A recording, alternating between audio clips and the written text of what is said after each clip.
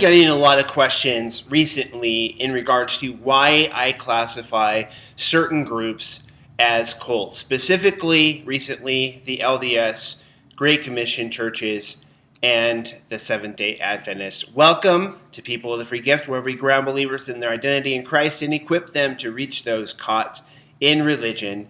And if you're new to the channel, click that subscribe button so you don't miss any future content related to cults and how to reach them with the gospel of Jesus Christ. And so let's go ahead and get into some of these questions that I've been asked fairly recently in regards to why would I, one, use the word cult, and two, classify certain groups as cults. And I go over this in the entire first section of my book, Sharing Jesus with the Cults, available on Amazon as paperback or Kindle. And section 1 is what is a cult, and so I go into all of the reasons why I classify groups as a cult or not. And section 2, I give an overview of the history and beliefs of the most prominent or most likely groups that a Christian is going to come into contact with. And I talk about all three of these groups and several others in that section.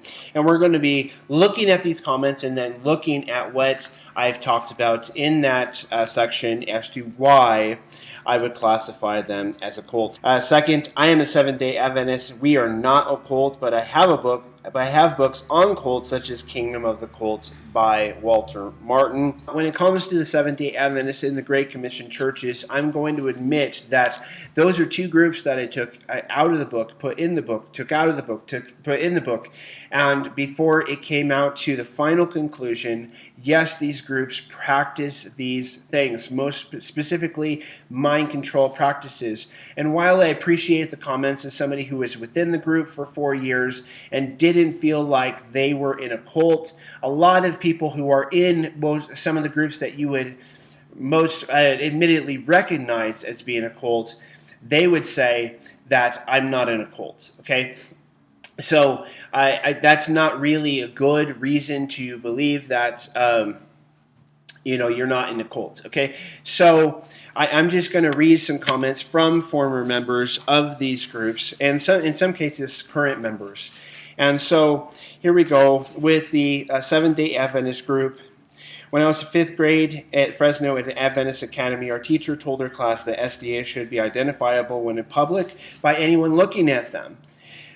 The body needed to be fully covered and no jewelry or makeup should be worn. So clearly, like a uniform, dress code, external, focus on the external, not the internal. Okay, she even gave pointers on proper haircuts for the boys and hairdos for the girls. It was way far out. I have a close friend who never even heard of Ellen G. White until after she became SDA. She was told by her SDA Bible teacher to make her first time in the Adventist church the Sabbath of her baptism, to not attend the SDA church until then, because to do so would only cause her to become confused, because the teachings she would hear on Saturdays at the church were way more complicated than what she was learning in her home during the weekly studies. So that's the whole milk versus meat, pyramid style doctrines thing that we discussed. As a result, she had never even heard of Ellen G. White until after signing on the bottom line, nor has she ever been told that as an Adventist she was forbidden to consume beer, her favorite beverage. Okay, and so some Christians teach that kind of stuff too, but most biblical Christians would say you need to follow the Spirit's leading in your life, okay? And instead of categorical, you should not or you should do X, Y, Z. And so you have the health code kind of creeping in there, and SDAs definitely do have a health code. She read the baptismal vows, and it says something about not using alcohol. She asked the minister about this, and he told her that the baptismal vows were suggestions and not rules, and she could be an SDA and continue drinking if she wanted. Needless to say, she didn't stay SDA long. Okay, some of our workers have taken courses in hypnotic mind control exercises with the purpose in mind of using them on our people. The stated purposes are to teach pastors and church members new methods of working with people to bring them back into active church attendance. There's no legitimate reason for leaving our group. We have it right. We are the one true church, and we're going to use mind control practices in order to accomplish those ends. What is needed is heartfelt revival and reformation in our own lives and churches first. Let us get rid of the worldly entertainment, clothing, diet, and education. Okay, an advanced instructor level course in how to teach these mind-changing hypnotic procedures was given to our leaders in Tacoma Park, Maryland on May 5th through 10th, 1991. One of the first to speak up was a layman in the Oregon Conference, Terry Ross by name. We are told that these skills will include fogging, negative inquiry, neurolinguistics, paraphrase, perception check, story polarization, listening, interpersonal gap, process to debrief call, stop action, role play, renegotiation, closure play role, return tracks, and religious journey interview. Okay, in Lifton, Robert J. Lifton's criteria for deciding whether a church is a cult or not, he looks at whether the church has a charismatic leader who controls, interrogates, and bullies its members. The Seventh-day Adventist Church has no such leader. Instead, as an interesting phenomenon about it, instead of a leader doing this, the member fulfills this function themselves. If a church member is caught breaking one of the many rules, they face social retribution for their sin. Most conservative Christians look at SDAs and see them as extreme as well. Other churches will judge you for much bigger choices. SDAs will judge each other harshly for seemingly small, random, and arbitrary rules. Another interesting thing about the church is there's no room for dissent.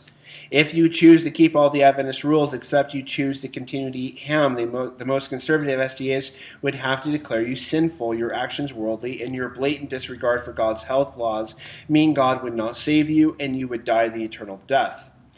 Add this to the fact conservative churches don't leave much room for interpretation of the scriptures. You are rigidly expected to obey all the 28 fundamentals. Add to this that within the 28 fundamentals, you then have additional sub-rules within those rules that you need to keep. Take rule number 20, the Sabbath. General consensus is that wading in water on Sabbath is okay, but swimming is not.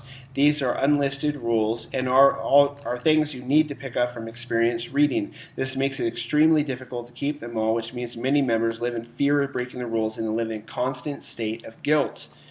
Okay, another cult-like characteristic that the church exhibits is that it controls the information that its members hear. It manages this by removing the situations where SDAs have to interact with non-SDAs in any meaningful way. Consider the life of a typical Seventh-day Adventist. They're born in an SDA church. They attend only SDA schools from preschool through college. They are then employed in an SDA institution. They will marry an SDA spouse. Then they retire in an SDA retirement village.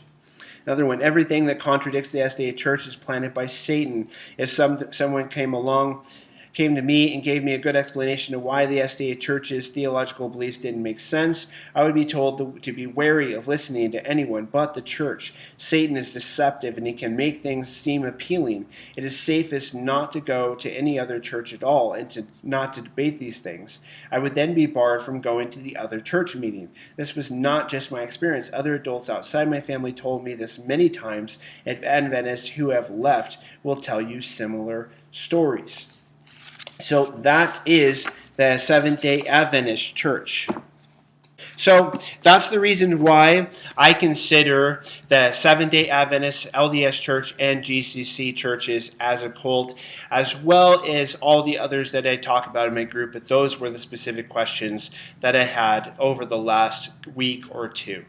And so if you have insights or comments or questions to the material I presented that I did not cover, please put them in the comments down below. I'll be taking some of those for next week's Q&A topic videos. And if you haven't already, subscribe to the channel, give us the thumbs up. And on this video, if you like the content for the day, share this video with others who are interested in cults and how to share the gospel with them. And by the way, with the comments, the Q&A, if you want to be put to the automatic front of the line, check out my Patreon page. Just $1 a month does that exactly for you, and there's many other perks and insights. So check out the link over there, and until next time, may God's grace be with you.